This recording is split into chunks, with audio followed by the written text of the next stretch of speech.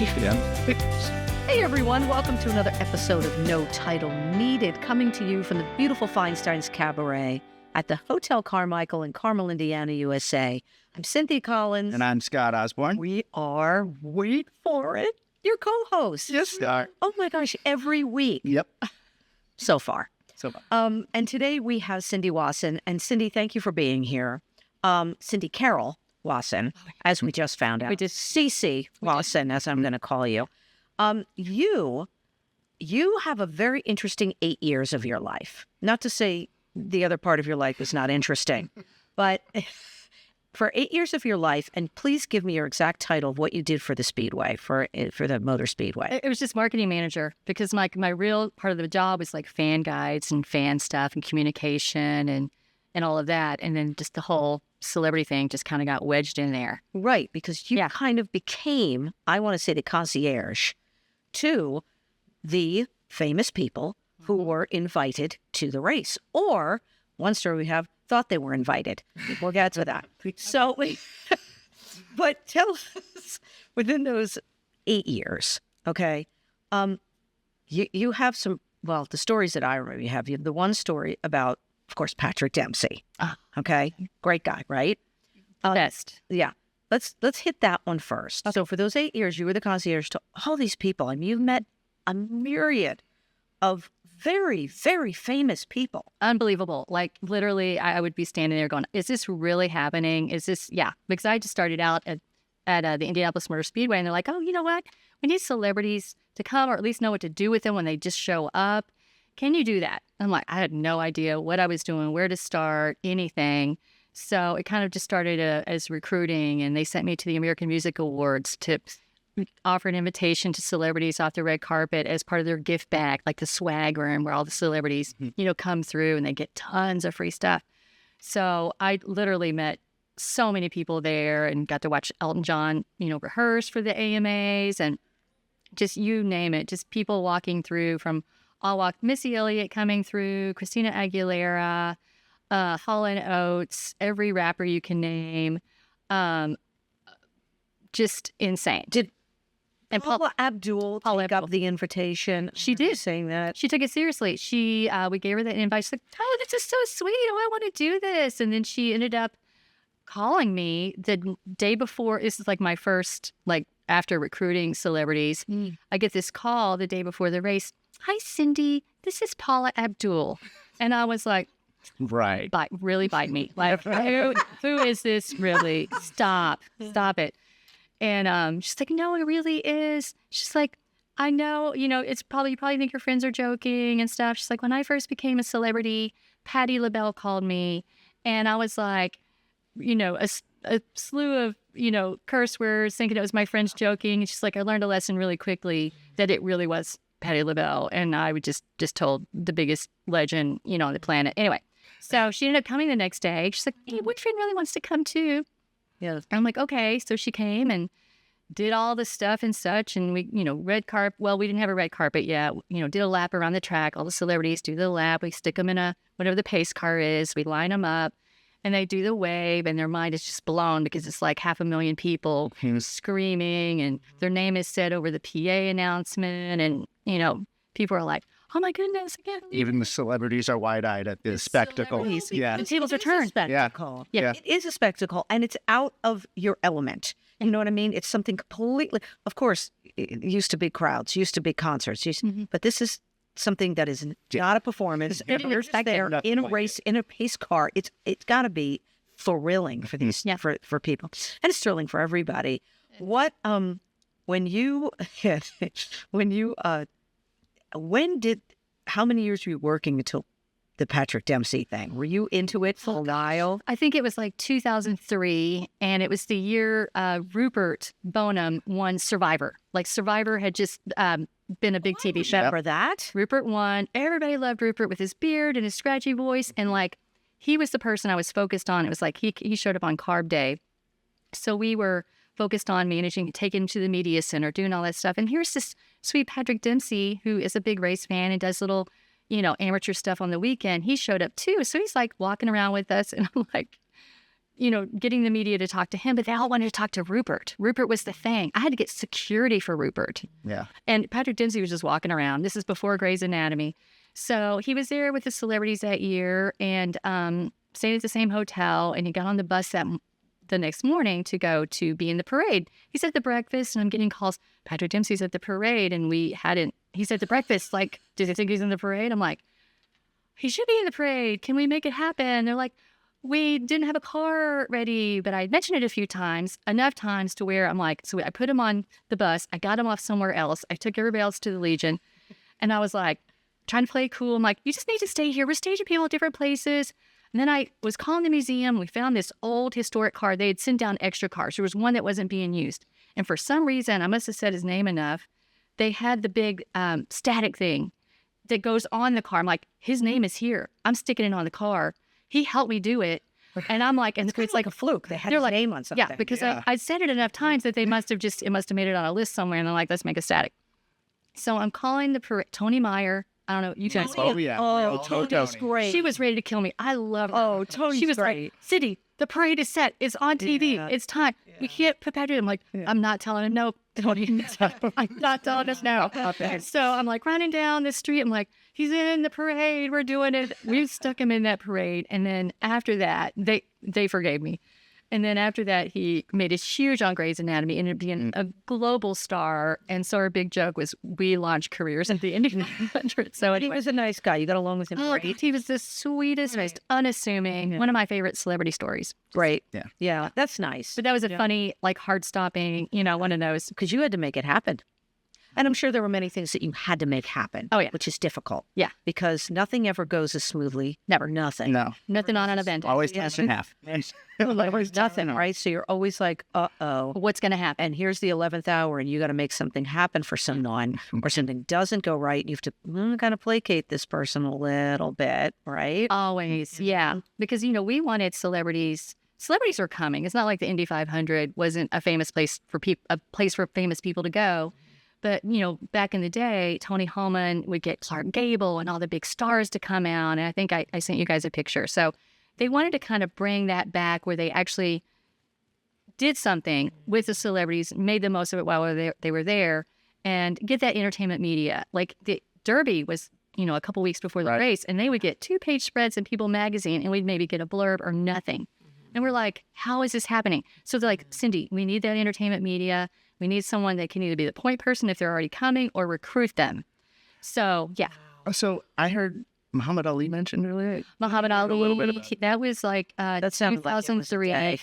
It was a day. So Brian McKnight came, and I remember some people from Motown, and they were the nicest. I'm still friends with them. So Brian McKnight came, and he actually, the night before, we took him to a party, and he got on his piano, and there's like 10 of us, and he's singing. And I'm like, I can't believe this is, anyway.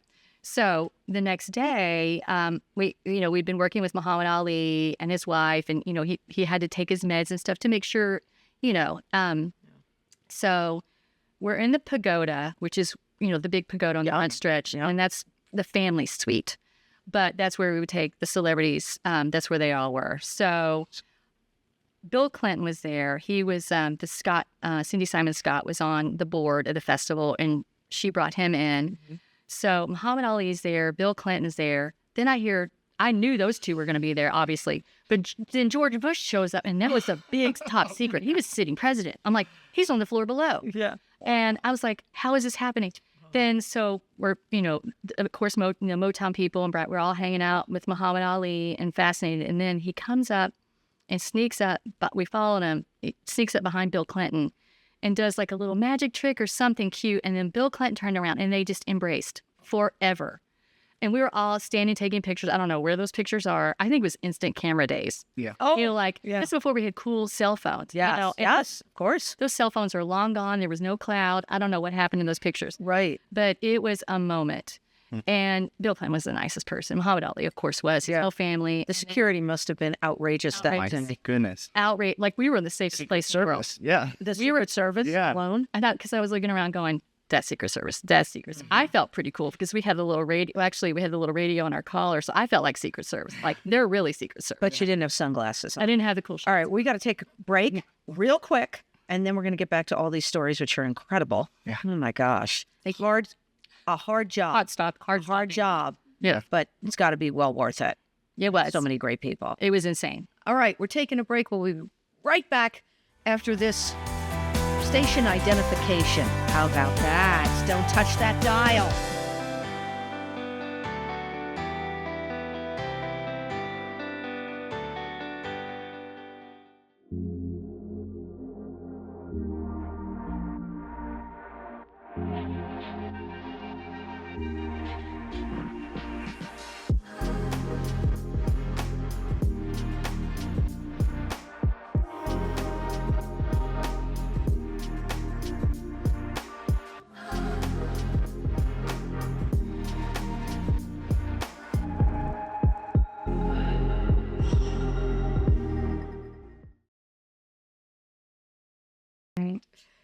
Hey everyone, welcome back to No Title Needed with our guest, Cindy Wasson.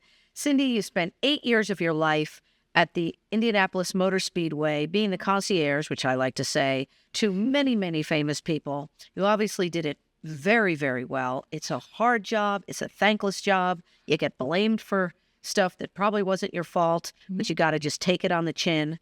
Yep. You know, I'm sure you got hollered at sometimes, but you got to have, I would think you would have to be really thick-skinned to do that job. And well organized. Oh my gosh, the organization, because with all the millions of people you're working with, everything has to come together for that day. It does. Oh, It is like herding cats. But, you know, that's what we'd always say, herding cats. Like, okay, everybody stay right here. Don't move. But we would always assign all the celebrities like a handler, one of the staff at work. You know, they need to get to this interview. You know, Extra is going to talk to them, or Wish, or RTV, or, you know, whatever we were doing. People Magazine's here. They need to get a quote from so-and-so. So making sure they got everywhere they needed. I booked all their flights. Yeah. Like, I was start to finish. I'm like, let's do a red carpet next year. I'm out there vacuuming the red carpet. We had to buy a SWAT. I'm like, trying to get the best price. I'm like vacuuming it. And then we're like, well, the next year, well, let's have the media on the red carpet, you know, so they can announce. And so the people can be like, oh, that's so-and-so. And then it just kept getting bigger and bigger. And No one understands what goes into this stuff. oh, and the police escort, like, we would put them in the same hotel. We'd have to get them herded onto the bus. You know, there's always someone hungover, you know, like running late. We have a police escort. Yeah. And we missed our police escort one year because Ludacris was hungover. And probably because he was having a good time. I'm not trying to throw, you know, shade on him. I would have too. You know, he's probably having the time of his life and tired. He's probably coming from a concert or whatever. Nice guy. But so we missed our police escort. Somebody's running down the street trying to jump on somebody else's. Everything's running late. And then, you know, we go live on ABC no matter what's happening. Yeah. Who's there? So one year, Jessica Simpson was singing the anthem. And it was like my first year kind of being part of the whole celebrity experience. And there was someone, Derek, gosh, I can't think of his last name. He and I kind of tag team and figured out how to get her there. And we don't pay the national anthem singer. We don't pay people to perform. It's like kind of an honor. They may do that now, but we didn't pay anybody to do any of this stuff. It was like, we'll pay, you know, give you a nice place to stay, first class, you know, or at this time, they were like, let's send out the IndyCar jet that we would fly everybody on for all the races. Let's send it out because we had so many celebrities coming between the festival and us. Send it out. And she ended up not getting on the jet. She had something else going on. So it was just a cluster. Shows up and... But she got there. She got there. She made it. She was with Nick Lachey at the time. He waved the green flag that day. She goes up to do all her hair and makeup. She wanted a corn dog. Someone was trying to find a corn dog, all this stuff. So then it comes time for her to do the anthem. It turns out we couldn't get the elevator to come. I'm like, Dave Calabro is telling people to stand up and remove their hats. I get cold chills. I can't get an elevator. Finally, we figured out somebody was holding an elevator for Mary Holman George a couple floors down. So then we're running down the stairs. She's in her fancy heels, and we're like, click, click, click, click. And I had never taken the stairs before down there. So I'm like, had to take her to the, you know, through the scoring tower, like through the whatever. And we finally made it. But he had to pause live because I couldn't none of us could. She had handlers too, but I'm running trying to find it. She gets up there. She nails it. her skirt blew up and showed everybody in the scoring tower. Thankfully, it wasn't on live TV. But she had this cute little flimsy, like a Marilyn Monroe moment. It's like, boop, you know, so, but she nailed the anthem, but that took years off my life. Like Believe it. after the race, I stress. couldn't read People magazine. I couldn't watch anything entertainment. I didn't want to see it. I couldn't look at it. Yeah. And see how the PTSD. sausage is made, right? Yeah, well, that's PTSD. true. And then when you were winding down, were you like, okay, listen, it's been 8 years. I'm kind of done. This has been great, but I'm right. My stress level and my blood pressure is through the roof. So you gave a notice. You were like, look, I'm done. Yeah, I was like, I saw a lot of people that I'd worked with. They were, you know, leaving, and I'm like, none of us were going to leave. It was a family-owned business. We loved it there. We're like, there's 1,000 people waiting in line for this job, but it did take a toll, and I was like, I just want to sit in an office. I think I went and worked in an accounting firm right after that. I just want to sit in an Total office, boring. boring, you know, Take a year or two Don't off to bump in a salary. Yeah. Kind of unplugged. Because everybody else is going out and getting real jobs and leaving, you know, this amazing. I thought I was leaving the safest job on the planet. And then, like, a little bit after that, everything kind of dissolved. And the family kind of, you know, Tony George wasn't in charge. A lot of people lost their jobs. They thought I was a genius for leaving. But I thought I was leaving the safest So place. they had a changeover after. They did a changeover, yeah. Yeah. So you gotta dodge the. But I got a going away party. Everybody else got walked out. I got a big thing of Clark Gable from the Hall of Fame from the museum where they kept all the photo library because he was one of the, you know, big name celebrities that came in 1950. So that was kind of a memory I have up in my home, just like, you know, the celebrity program. Right. So what? Okay. So now what is on your docket Well, now, right now? right now, Go. well, I work for the Tom Wood Group, which is, you know, all the automotive dealerships, you know, Porsche and Jag, Land Rover, Volvo, Nissan, Subaru, Ford, Toyota. You had one for us Nissan. outside. Yeah. I think you parked one. It is. It's. We'll take it. I don't know, it's going to be a surprise. You know, Range Rover. I didn't want to, you know, blow the surprise. But anyway, and then, you know, Tom Wood Aviation and, you know, Collision and all kinds of businesses. So I work at the corporate office and I'm corporate communications and events. So we just had our town hall, which is we have 1,200 employees. So half of them, we have it at the hangar, which is like, you know, this huge, beautiful private hangar with all of our vintage planes That's cool. that Tom Wood collected. And then his son, Jeff Wood, took over in 2010 when Mr. Wood, you know, passed of cancer. So again, another family-owned business, which I love. I love being part of a family-owned, and I love the family. So, and it's never a dull day, never a dull moment. There's car launches. We're doing a fundraiser here, American Cancer Society golf tournament. We've been doing that for years. 300 people, but it's town hall just happened. So it's like 450 people in one session because we can't empty out the dealerships. You know, so it's like 2 weddings back to back in one day. And then I'm going to Minnesota this week to do theirs. We have a Honda dealership up there that's huge. It's like 100, like only 200 people, I think. But anyway, I'm tired. It's all summer. It's every weekend. Like this place is having a fundraiser, or we're doing a grand opening of this, or we're, you know, It's got to be a piece of cake compared.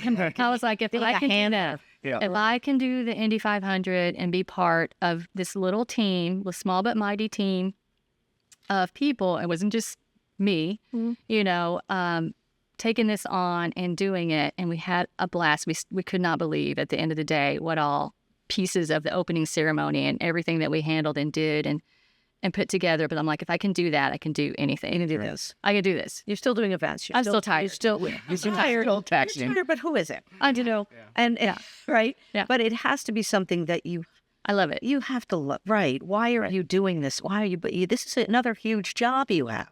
Planning the events, being at the fundraisers, doing an opening. It's obviously along the same lines. It you know, is. minus Patrick Dempsey. So we could just throw that in. Too bad. Gosh, Give if him we a could- call and Dr. come out. McDreamy, come on over. Come to our town hall. But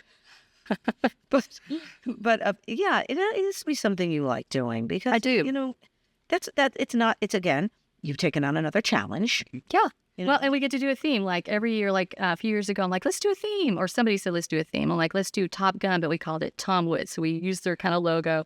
I got We one did of a those shirts. spoof. Not to brag. Yeah, we did a spoof. Yeah, you needed a shirt. We did a spoof video with like Top Gun theme because we have all the vintage planes and green screen and all of that. This year we did Mission Impossible.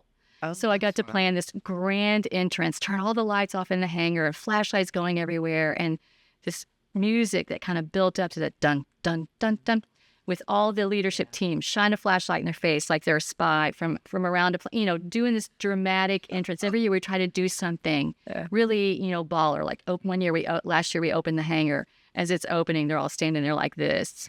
And then, so Some serious choreography. yeah. Yeah.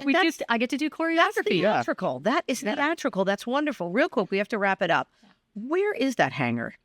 It is off 96th Street, off Masters Road. It's at the Indianapolis Metropolitan Airport. Oh, okay. So there's Tomwood Aviation, and then right across from that is the private hangar where all the vintage planes are. It's insane. Warbirds. On sham. Okay. Yeah. Come on over. All right. Yeah. Thank you. Fun. Cool. Come buy a plane.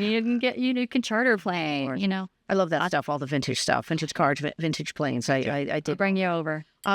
Thank you for being here. Thank you for having me. Appreciate it. And all your fantastic stories There's a lot. that you've just had in the Nice to hear more. 8 years. And now what you're doing, my gosh, you're running yourself still, and like you say, never a dull moment. Yeah, never a dull moment. I think that's important. Keeps you active. It keeps you alive. It does. Right? It does. It's but, fun. Yeah, but thank you, Cindy Wasson. Thank you. And thank you so much for joining us for another episode of No Title Needed. Come on over to Feinstein, see a cabaret, have some great drinks and some great food. There's a wide variety here, right? Oh, yeah. Wide variety of entertainment, and it's such a lovely venue. So do yourself a favor and come on over and see a cabaret show. I am Cynthia Collins. And I'm Scott Osborne. And we are still your co-hosts. And we will see you next week. Thank you so much. See ya.